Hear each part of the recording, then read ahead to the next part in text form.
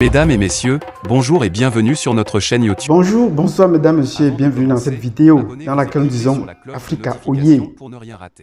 Et bravo à l'Afrique qui se réveille et qui s'éveille.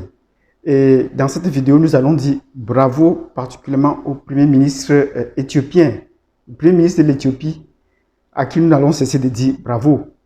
Bravo cette fois parce qu'il remporte une victoire très importante. Et si vous voulez comprendre comment est-ce qu'il remporte une victoire très importante ces derniers temps, vous savez ce qu'il y a lieu de faire. Abonnez-vous, cliquez sur la cloche de notification et mettez-nous surtout des pouces. En commençant, mettez-nous des pouces. Donc pour ceux qui sont de passage, mettez-nous des pouces. Ce serait très important pour qu'on puisse partager et diffuser les prouesses de l'Afrique. Sur ce, je vous donne rendez-vous dans un instant.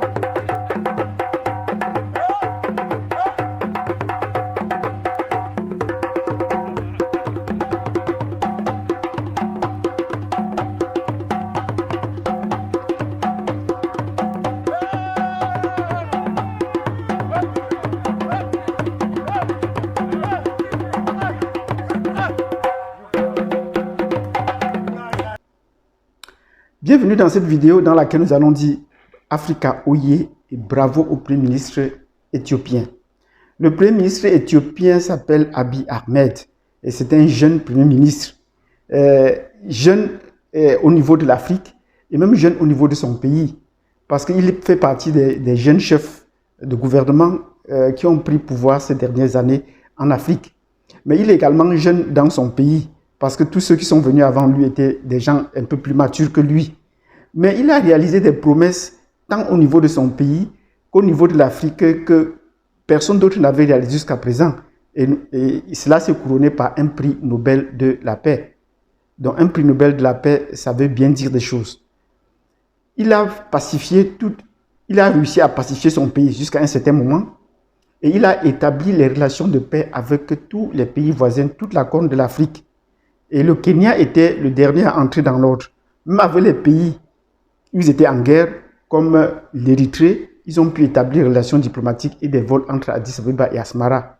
Il a établi la paix avec beaucoup de pays de la région du nord-ouest, du Proche et du Moyen-Orient, allant jusqu'à chercher même les réfugiés avec l'avion officiel. Il a pris le même avion que les réfugiés qui fuyaient Israël ou qui fuyaient la Palestine ou la Syrie, pour rentrer, qui travaillent dans les pays du Golfe, pour rentrer en Égypte parce qu'il ne voudrait plus que son peuple souffre à l'étranger. Et pour cela, nous avons déjà dit bravo au Premier ministre éthiopien. Voilà un Premier ministre qui se met au service de son peuple et au service de l'Afrique. Et nous cessons de lui dire bravo. Mais ces derniers temps, il y a eu une guerre en Éthiopie.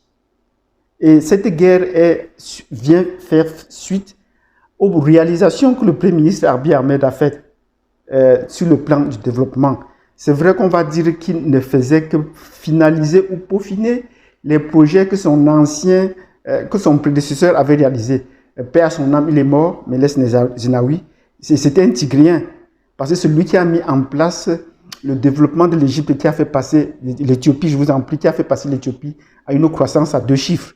Et Abiy Ahmed est venu rien que finaliser l'ensemble des projets qu'il avait commencé en son temps, notamment le projet du barrage, le lancement du satellite, ainsi que beaucoup d'autres travaux et les accords de coopération qu'ils ont avec la Chine encore, puisque la Chine est un des principaux partenaires, sinon le principal partenaire de l'Éthiopie. Mais ce partenariat avec la Chine se fait autrement. Ça ne se passe pas comme partout ailleurs où il y a des délais où il faut rendre, si vous ne vous rendez pas, ce serait saisi. Comme pour le port de l'Ouganda qui a été saisi. L'Ouganda est maintenant sous la tutelle de la Chine. Comme avant l'Ouganda, il y a eu le cas de la Zambie, le cas de Sri Lanka qui sont passés, le cas de la Jamaïque. Donc, la Chine est en train d'acheter beaucoup de pays. Et on parlait des colonies, des nouvelles colonies chinoises. Ça, c'était pour une parenthèse en passant dans laquelle nous allons revenir. Mais le Premier ministre a déjà eu la force, reconnaissons-lui la force d'avoir pu exécuter ce projet jusqu'à terme, notamment la finalisation du barrage et le remplissage. Et il a pu mener les négociations jusqu'au bout. Actuellement, les réservoirs sont pleins. Mais la catastrophe que les soi-disant scientifiques disent, parce que quand ça concerne l'Afrique, on voit toutes les choses de façon négative. Concernant les catastrophes dont on avait prédit, si le barrage est plein, il devait avoir la sécheresse en aval. À partir du Soudan jusqu'au Nil, l'Égypte devait être devait connaître une sécheresse, les pâturages, les récoltes devaient... De tout cela, depuis que le barrage est plein, ça fait plus de 6 mois, on ne comprend plus parler ces scientifiques. Et ils sont ces soi-disant scientifiques également qui animaient la scène pour dire qu'il faudrait qu'on détruise ce barrage à corps et à cri. Bon, grâce à la diplomatie du Premier ministre Abiy Ahmed, le barrage tient. Mais pour continuer à secouer ou à freiner le développement de l'Éthiopie, on a cru qu'il fallait soudoyer les peuples de l'intérieur et provoquer une guerre civile. C'est ça donc, tout ce que je vous ai dit précédemment explique la guerre avec les Tigraïs. C'est ça donc les raisons de la guerre. Or, la guerre a débuté par la menace ou le refus de se soumettre au pouvoir central des autorités tigraiennes qui organisent les élections pour elles-mêmes. Or, le président a dit que le temps n'était pas, le premier ministre avait demandé que le temps n'était pas indiqué pour organiser les élections au niveau local. Mais ils ont défié le gouvernement central et sont allés aux élections. Ça, c'était pour les causes immédiates. Et ils ont déclenché la guerre attaquant, même comme les médias nous le présentent, c'est les Tigrayens qui ont déjà attaqué les bases gouvernementales ou fédérales dans leur territoire et les pourchassant. Dans ce cas, qu'est-ce qu'il fallait faire? Or, les médias internationaux nous ont toujours dit que c'est le gouvernement fédéral qui a attaqué. Pourtant, ce n'était pas le cas. Donc, voilà pour les causes immédiates de cette guerre. Donc, le gouvernement devait réagir et le gouvernement a envoyé des troupes sur le terrain et ils ont pu conquérir la région du Tigray avec l'appui des pays voisins avec qui ils avaient déjà établi la paix, notamment le Soudan, notamment l'Érythrée, puisque les forces tigrayennes ont accusé l'Érythrée d'être partie prenante dans la guerre. Mais comme les Tigrayens sont au pouvoir depuis plus de 40 ans, on peut dire plus de 40 ans, ils maîtrisent les arcanes de la politique et de la diplomatie internationale. Donc, ils ont des alliés et des affiliés un peu au niveau international, notamment aux États-Unis et dans la communauté internationale. Ils ont fait ce qu'on peut appeler un repli tactique. Ils ont disparu, on ne sait où, et puis sont revenus en force, reconquérir leur région, et ils ont progressé vers la capitale. Et ils ont dit, le chef des rebelles a bien dit, même s'il fallait annexer la capitale, Addis Abeba, pour sauvegarder leur autonomie, il fallait le faire. Et lorsqu'ils sont arrivés à 200 km de la capitale, ils disaient plutôt que c'est une question de jours. Malheureusement pour eux, ces questions de jours se déployaient en semaines et maintenant, ça tend à des mois. Face à cette menace, le Premier ministre lui-même a retiré son costume, a transmis le pouvoir à son vice-premier ministre et a pris les armes et est descendu sur le terrain. Nous vous rappelons que le Premier ministre Abiy Ahmed est un colonel de l'armée éthiopienne qui avait déjà, dès son jeune âge, fait ses armes dans la guerre contre l'Érythrée avec qui il a signé les accords de paix. Donc, il est descendu lui-même sur le terrain de gérer les troupes et on ne savait pas exactement comment cela se passait. Mais depuis qu'il est allé sur le terrain, on a vu des prouesses. Nous disons bravo, voilà un véritable chef militaire. Il n'est pas seulement un bon diplomate, mais il est également un bon militaire.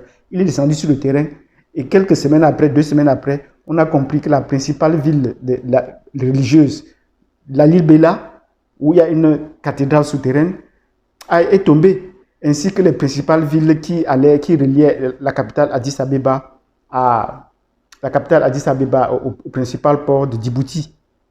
Et ces principales villes tombant, les rebelles sont restés silencieux jusqu'à ce que le Premier ministre retourne à Addis Abeba et reprendre ses fonctions.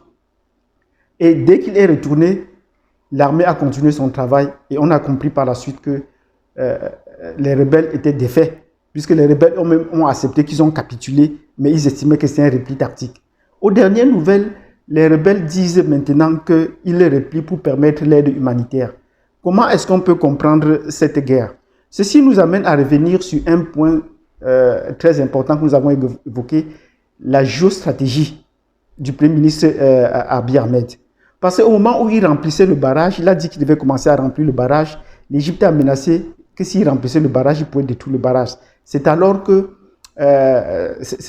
a suspendu les vols au-dessus de la zone du barrage. Et les forces tigriennes sur le terrain ne pouvaient que trouver d'autres prétextes. Et la rébellion tigrienne a commencé à ce moment-là. Mais lorsqu'il a conquis la capitale, lorsqu'il a conquis la région du Tigray, et que les rebelles ont repris la force pour revenir, nous avons estimé que c'était un repli tactique, parce que nous ne comprenons pas ce sur quoi, malgré le soutien international, les Tigréens pouvaient aussi compter pour dominer un pays aussi vaste, puisque ça c'était une guerre de tribus entre les Amara et les Oromo. Avec les Amara et les Oromo contre les Tigréens, il n'y a pas match, comme on pourrait dire. Il y a un déséquilibre de force, parce que ce n'est pas seulement la puissance de feu, il faut également compter sur les hommes pour occuper l'espace conquis. Donc nous avons pensé que c'était un repli tactique. Et voilà que les Tigriens ont avancé jusqu'à ce qu'ils estiment que c'était à 200 km de la capitale. C'est alors que l'armée fédérale s'est redéployée comme il en était. Et aujourd'hui, nous pensons que les Tigriens sont pris dans les taux. C'était une bonne stratégie pour en finir effectivement avec la guerre. Parce que s'ils restaient au front combattre, ça allait peut-être mettre une situation de tiraillement ou de tension. Aujourd'hui, c'est la communauté internationale qui dit qu'il faut qu'on fasse les cessez-le-feu et qu'on ouvre les corridors humanitaires. Et ils reprennent exactement ce que dit ils disent ce que doit dire le Premier ministre, le chef des rebelles. C'est-à-dire qu'ils font le repli tactique pour permettre le courrier humanitaire. Donc cela voudrait dire que le Premier ministre a non seulement fait un repli tactique, une stratégie pour essayer d'absorber les forces tigréennes, mais il a peut-être également usé de la guerre d'usure. Il a fait la guerre d'usure sur ce peuple. Je veux dire qu'en encerclant, peut-être contrôlant l'avancée de ces peuples, de l'armée rebelle, et maintenant, ces peuples, les villes, certaines villes conquises, sous la pression de la population, sous la famine. Et voilà que après leur départ, les Tigréens n'ont pas pu tenir dans les villes qu'ils ont conquises. Ils ont pu se replier et criant maintenant à l'aide humanitaire. Mais nous souhaitons que le Premier ministre n'accepte pas l'aide humanitaire, parce que l'aide humanitaire, ce serait également un cheval de Troie. Donc l'aide humanitaire n'a jamais été salutaire pour les pays africains. Nous savons que le Premier ministre, le chef des rebelles, est également très porté de ce côté-là. Donc, nous disons merci au Premier ministre Abiy Ahmed, à qui nous continuons à dire bravo. Au Premier ministre Abiy Ahmed, bravo pour ses qualités de diplomate et également pour ses qualités d'homme politique. Et maintenant, nous allons dire bravo dans cette vidéo pour ses qualités militaires. Et nous pensons que cette guerre qui trouve déjà une fin doit être très importante. Cette guerre qui trouve une fin doit être très importante pour qu'on lance le développement effectif de l'Éthiopie, pour que l'Éthiopie retrouve le chemin de la croissance, du développement et du bien-être, non seulement pour le peuple éthiopien, mais également pour la sous-région et pour le pays d'Afrique. Parce que vous savez, le barrage en question, pour qu'il entre vraiment, quand il sera en plein fonctionnement, il pourra approvisionner les pays de la Corne de l'Afrique, ainsi que beaucoup de pays d'Afrique, beaucoup de pays d'Afrique en énergie. Et vous savez que ça, c'est le nerf de la guerre. Voilà un point sur lequel nous maintenons toujours dans le sous-développement, l'énergie. Donc, si vous avez apprécié cette vidéo dans laquelle nous avons dit bravo au Premier ministre Abiy Ahmed pour ses qualités d'homme politique, d'homme diplomatique et surtout d'homme militaire, vous nous mettez des pouces. Et n'oubliez pas de vous abonner, de cliquer sur la cloche de notification et nous vous donnons rendez-vous à une prochaine vidéo dans laquelle nous allons célébrer les prouesses et le réveil de certains hommes d'État africains ailleurs dans le pays. L'Éthiopie n'est pas un pays anglophone, l'Éthiopie n'est pas un pays francophone, mais nous allons parler également des prouesses que font les pays anglophones. Merci et je vous donne rendez-vous à la prochaine vidéo.